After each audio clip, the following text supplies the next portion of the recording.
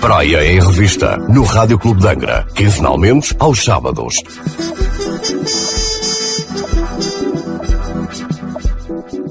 Ora, aqui estamos nós para mais um programa Praia em Revista. Comigo está a Presidente da Câmara Municipal da Praia da Vitória, a doutora Vânia Ferreira, que desde já cumprimento e agradeço por estar connosco. Boa tarde, Presidente. Olá, muito boa tarde. Presidente, vamos começar este programa, tal como terminamos o de há 15 dias, a falar sobre eleições regionais, porque tivemos aqui alguns avanços na matéria. Vamos ter um governo de coligação, algo que não tínhamos a certeza há 15 dias atrás. Esta é uma boa, má notícia. Como é que vê esta indigitação de José Manuel Bolieiro e já agora, como é que viu também a primeira sessão no Parlamento açoriano depois das eleições? Muito bem, olha, uma vez que nós falámos há 15 dias sobre esta matéria e estava tudo em suspense porque ainda não tinham acontecido as eleições, havia aqui alguma expectativa muito positiva de que a coligação pudesse ter um bom resultado como aquilo que veio a verificar-se, e isso enobrece e deixa-me satisfeita, uma vez que apoiei esta candidatura e apoiei José Manuel Bolieiro, tendo a certeza de que ele seria o próximo presidente do governo e por isso mesmo a sua indigitação, mesmo quando não há um governo maioritário, não há uma estabilidade que era aquilo que se gostaria de uma maioria absoluta. No entanto, há aqui uma expectativa de que com um bom entendimento se possa formar governo e desenvolver trabalho a bem dos açorianos. Acho que aquilo que vimos nos últimos dias, mediante a tomada de posse da nova Assembleia, já nos deixam aqui alguns reflexos de que poderão haver momentos mais conturbados, o que obrigará o Sr. Presidente do Governo a ter uma grande capacidade de diálogo, que é algo que eu lhe atesto e que ele o faz. É um bom moderador e, nesse sentido, acredito que o trabalho ao qual ele se propõe será bastante desafiante,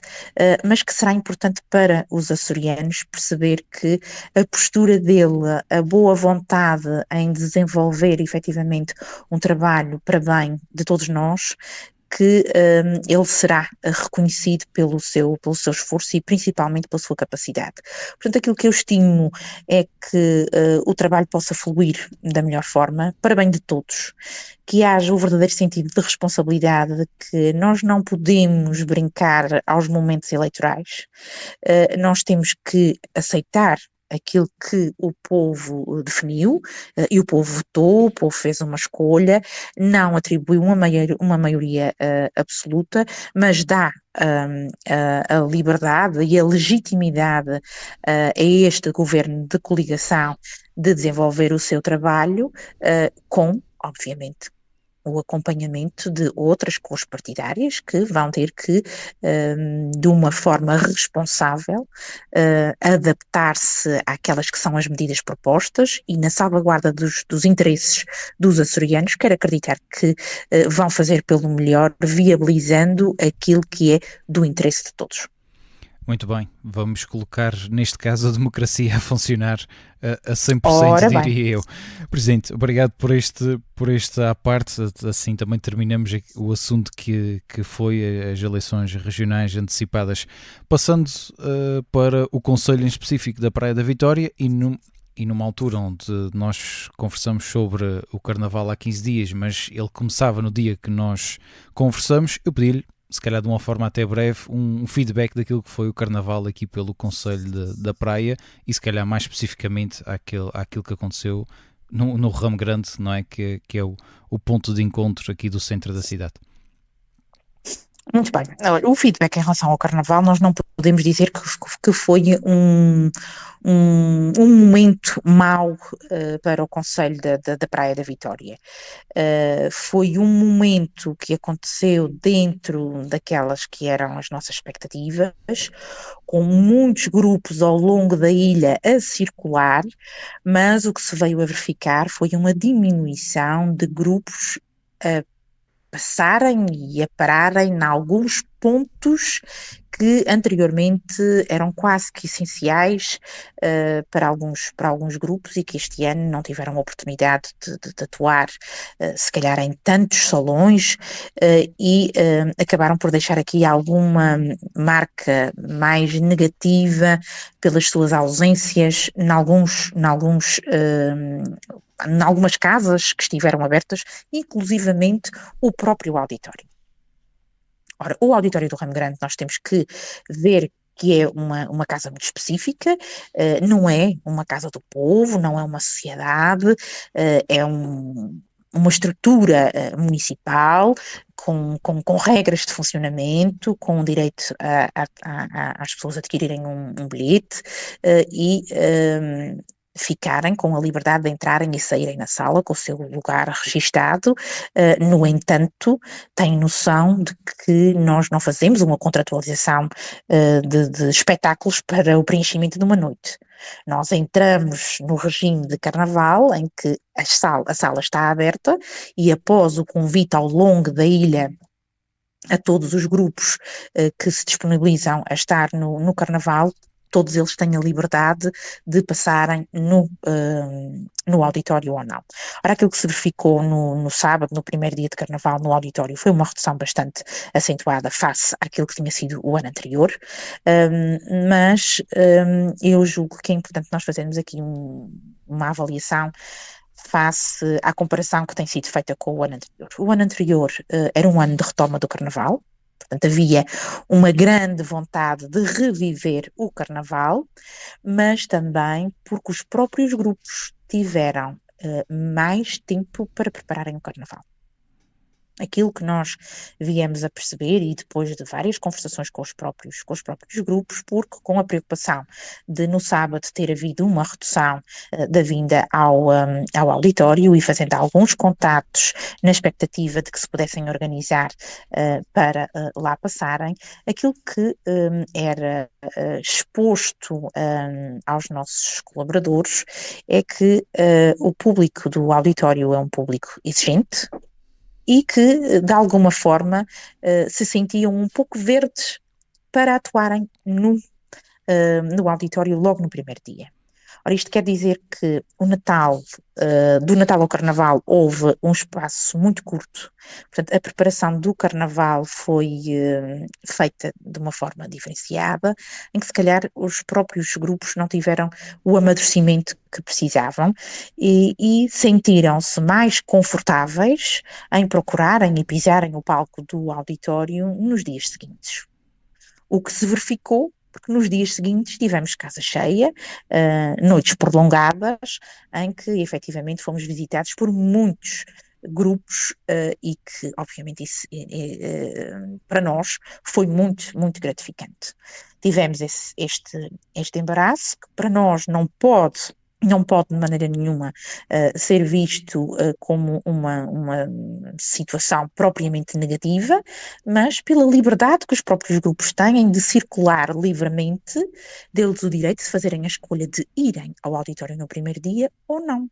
E nós temos que respeitar estes grupos. Se nós começarmos a condicionar e a impor-nos perante os grupos, quanto mais imposição de regras, mais nós estaremos a deturpar o carnaval. Portanto, nós demos a liberdade de procurarem o palco, de se sentirem confortáveis e sentirem-se acolhidos no auditório, como em muitos outros anos. Portanto, é um público que sabe que sabe receber. Nós tentamos ser cordiais na nossa abordagem, quer no convite, quer depois na recepção aos próprios grupos. Portanto, o trabalho que é feito, que é da responsabilidade do município, está a ser feito, mas depois também damos a liberdade aos grupos de poderem fazer as suas próprias escolhas. Portanto, isto é algo que nós não controlamos este ano e que poderemos não vir a controlar no próximo ano, porque não podemos deturpar as regras. O que efetivamente nós temos que fazer, e isso nós propusemos a fazer, foi perante o regulamento que estava a vigorar, nós fazermos um melhoramento desse regulamento, de forma a dar melhores condições aos grupos que lá passam, mediante uma compensação financeira. Portanto, eu não quero acreditar que uma ida a um auditório, como é o caso do auditório de Ramo Grande, se prende unicamente com uma compensação financeira. Quem ama verdadeiramente o Carnaval gosta de pisar o palco e gosta de um palco com qualidade, mas também de um bom público. E nesse sentido consegue receber tudo isso no auditório de Ramo Grande. Portanto, o que fica aqui é a expectativa de que o próximo Carnaval 2025 possa fluir de igual forma, que por ser um pouco mais alto, porque não vai ficar tão em cima do Natal, também dará mais conforto aos próprios grupos. Nós tivemos a experiência este ano de podermos ter o acompanhamento da aplicação que esteve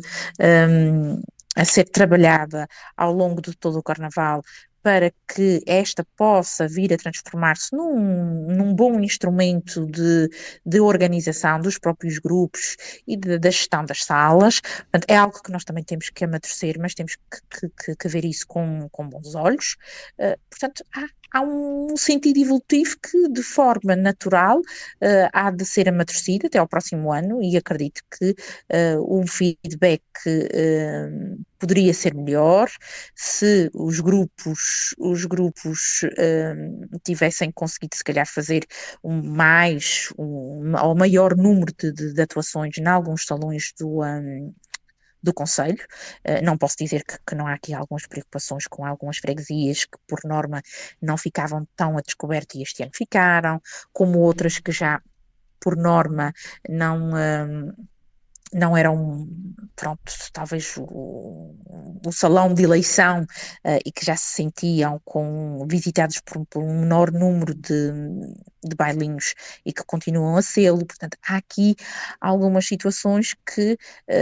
têm que ser vistas, mas se calhar têm que ser vistas ao longo da ilha, não só a nível concelhio. É algo que os municípios, pela responsabilidade que têm e que queiram estar perto e ser parceiros destas entidades receptoras, não podem de maneira nenhuma impor regras, nem tampouco a estas salas como aos grupos. Portanto, nós temos que perceber que, vivendo nesta liberdade, podemos sempre ser surpreendidos com constrangimentos. Mas é algo que pretendemos amadurecer, quer nós em termos de regulamento, quer também numa partilha com o concelho vizinho, no sentido de podermos fazer o ponto de situação, até mesmo com a Câmara de Comércio, que foi a entidade parceira na gestão desta aplicação, para que possamos delinear uma estratégia mais funcional para o próximo ano. Presidente, muitos foram os bailinhos que nas suas músicas e até nos próprios assuntos fizeram, por exemplo, reparos àquilo que é a tradição do Carnaval e que o Carnaval está vivo. Olhando para aquilo que foram os grupos e para a mistura entre juventude e, digamos, a experiência, podemos considerar que este é um problema que nem sequer vale a pena estar em cima da mesa? Ele não deverá estar em cima da mesa pela sua essência e pela sua não permanência. Isso eu não acredito que nós tenhamos que pensar que o Carnaval está em risco. Isso não acontece. Quem gosta efetivamente de viver o Carnaval vai continuar a preparar-se e a viver estes dias com intensidade. Só que o Carnaval é vivido a dois níveis. O Carnaval é vivido pelos grupos que se preparam, mas também pelo público que assiste. E é nesse sentido que tem que haver aqui um conciliar. Temos que parar e pensar que a existência dos grupos só faz sentido se houver público. E mediante esta gestão dos espaços, o número de espaços abertos, o número de espaços que pode correr o risco de fechar, algum comodismo das pessoas porque não querem esperar 2 nem 3 horas para verem atuar um grupo. Tudo isto vai gerando constrangimentos e as pessoas, através das plataformas digitais, através da televisão, entrando em algum comodismo e no conforto de sua casa, têm tudo a chegar a elas sem estarem presentes no salão e vivendo o espírito de contato direto entre o bailinho e o público. E é isso que pode tornar-se preocupante. Neste momento vemos que temos muitos grupos, bons grupos, com muita juventude, que nos deixam um sinal muito positivo de que o Carnaval não vai acabar, mas face à postura do público, temos que, de alguma forma, repensar como poderemos combater isto, porque efetivamente as pessoas com o comodismo com o qual vivem, por si há aqui um intervalo de 10 minutos e deveria estar outra logo a seguir, e as coisas não podem ser trabalhadas nesses termos, porque ou se poderão, obrigaria a um registro que, à semelhança do que se verifica com o Carnaval Sénior, que são menos grupos e que conseguem, de uma forma organizada, preencherem noites e as pessoas garantidamente estão no salão e veem consecutivamente os grupos todos atuarem, só que num universo do Carnaval Sénior, em que são poucos os grupos, consegue-se essa organização. No nosso Carnaval tradicional, isso já teria de ser muito bem pensado, até presumo que esta é uma situação que já foi ponderada, já houve pessoas que se tentaram dedicar no sentido de poderem de forma organizada conversarem com os vários grupos e tentarem fazer esta gestão, mas não é propriamente um assunto fácil, e porque também retira efetivamente a liberdade de viver o Carnaval na sua plenitude, que é, quero dançar naquele salão, não gosto de dançar naquele salão, preciso ir a este e àquele porque tenho membros daquelas freguesias no meu grupo e é importante para nós passarmos nestas localidades porque estão lá os familiares, porque devemos honrar a freguesia com a nossa presença. Portanto, tudo isto depois é posto em causa e é difícil de gerir. O que efetivamente nós temos que fazer é repensar e tentarmos adaptar de forma a salvaguardar ao máximo o interesse de todos. Dizer que o Carnaval está em risco, não está propriamente em risco. Há quem queira viver o Carnaval e há de haver sempre quem queira viver o Carnaval da forma mais tradicional, que é o contato público com o próprio bailinho. E aí tem que haver uma persistência das pessoas de poderem estar, se calhar uma noite inteira e enquanto houver grupos, poderem beber daquilo que elas lhe vêm trazer. O que é certo é que as pessoas também, às vezes, vencidas pelo cansaço, vão embora e, como bem sabe, houve constrangimentos este ano em alguns salões, de alguns bailinhos que se recusaram a dançar por falta de público. Portanto, o problema pode inverter-se, não são os grupos que estão a desvirtuar-se, mas sim o público que pode começar a desaparecer e aí sim será mais complicado de nós fazermos esta gestão. Claro, esperemos que as pessoas continuem aos salões, porque os salões também, para se manterem abertos, precisam do público e o Carnaval dá uma almofada fresca no que toca às finanças de muitos salões que abrem as portas depois também durante o ano inteiro e que não têm, obviamente, o retorno financeiro que têm no Carnaval. Muito bem, encerrando o assunto Carnaval, mas não encerrando totalmente aquilo que são as festas, porque a Câmara Municipal isentou as dispensas e os impérios da taxa de resíduos. Isto também vem dar aqui uma ajudazinha, Presidente. Sim, sem dúvida, este é um gesto que nós queremos ter para com estas comissões que sabemos que de uma forma voluntária vão permitindo que esta matéria do Espírito Santo, que é tão tradicional nossa e que é tão emblemática e tão respeitada, deve ser valorizada. Sabemos que os impérios por si só não conseguem ter uma receita para muitas vezes as despesas que têm uma atividade muito sazonal e é nesse sentido que esta isenção vem preencher aqueles que são os meses em que, para nós,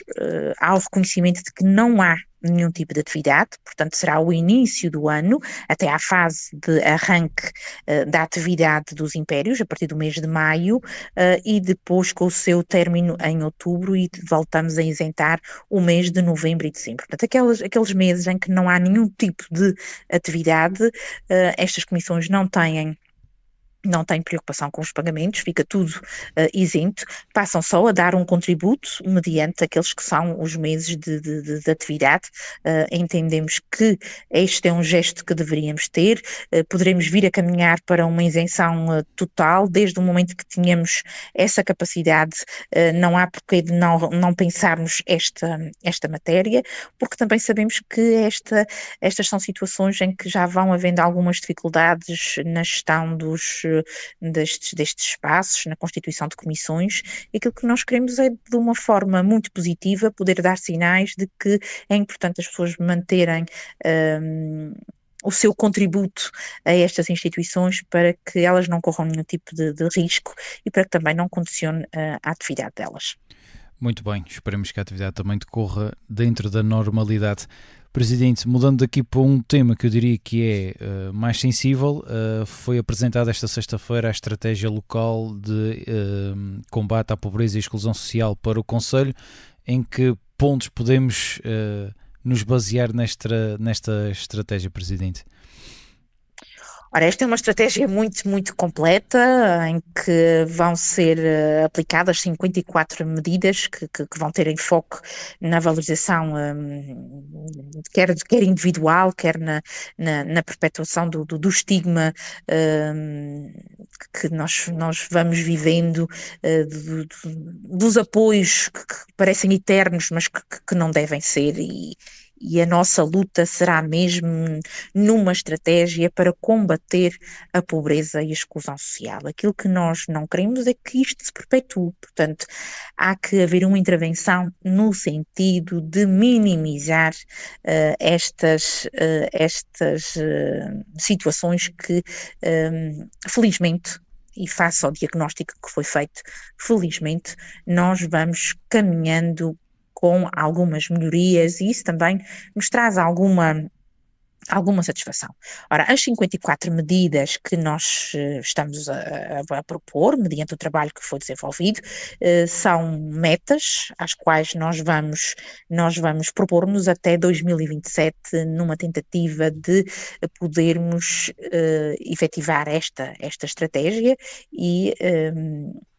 num sentido gradual, ir avaliando com o acompanhamento desta empresa, de que, à medida que as vamos aplicando, que elas tenham efetivamente os reflexos positivos que nós precisamos que elas venham perante a sua aplicação, que venham efetivamente a verificar-se. Ora, relativamente àquilo que nós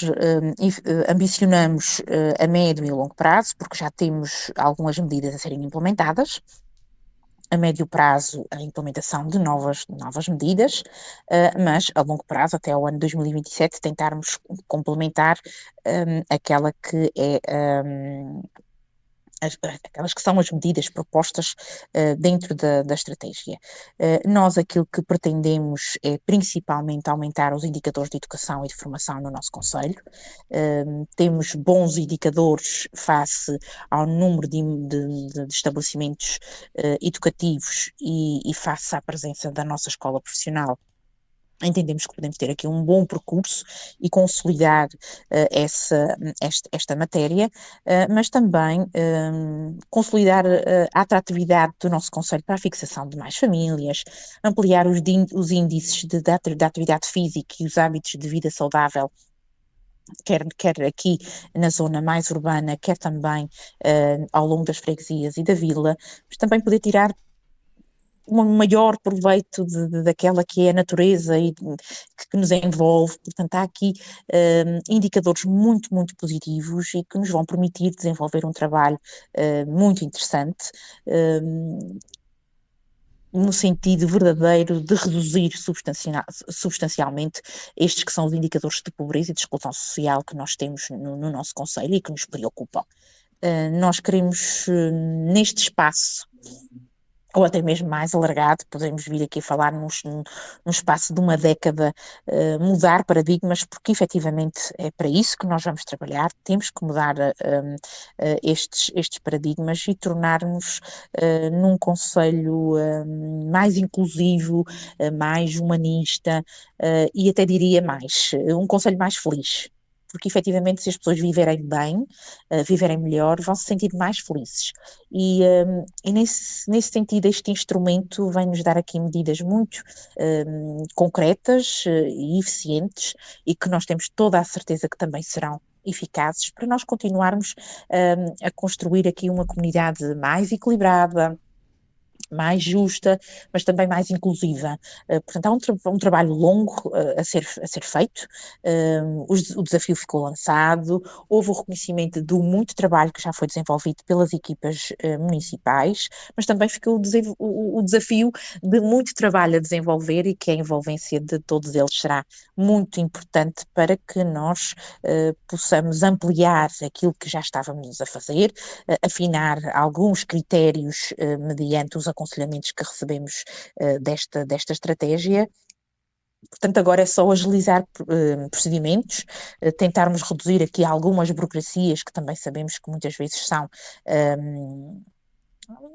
acabam por ser alguma entrave e nas medidas mais práticas e que nos obrigam a alguma gestão também já está a ser trabalhado, uma vez que no nosso orçamento de 24 já existia a intenção de reforçar aqui algumas destas medidas, relativamente ao reforço que fizemos no Fundo de Emergência Social, aqueles que são os programas das nossas bolsas de estudo, o apoio ao arrendamento. Portanto, são várias as situações que já estavam contempladas, mas que de uma forma reforçada nós vamos continuar a investir. Posso também dizer que, de alguma forma, já estamos a combater algumas das metas que nós estávamos a propor-nos relativamente à redução do IMI familiar, com o valor que nós estamos a propor às famílias, no sentido de, mediante o número de dependentes, poderem ter aqui uma redução relativamente ao esforço de pagamento, a tarifa social ou até mesmo a nossa tarifa para as famílias numerosas que têm algum impacto na faturação da água. Portanto, são várias as medidas que já estavam a serem implementadas e que a todo o tempo vão ser melhoradas e a novo estamos com grandes expectativas e grande entusiasmo para apresentarmos novas medidas que possam vir a ser impactantes, até porque nós no final do ano 2023, e como já tivemos a oportunidade de falar, nós recebemos o galardão da autarquia mais familiarmente responsável no ano 2023, que nos reconheceu que o nosso concelho já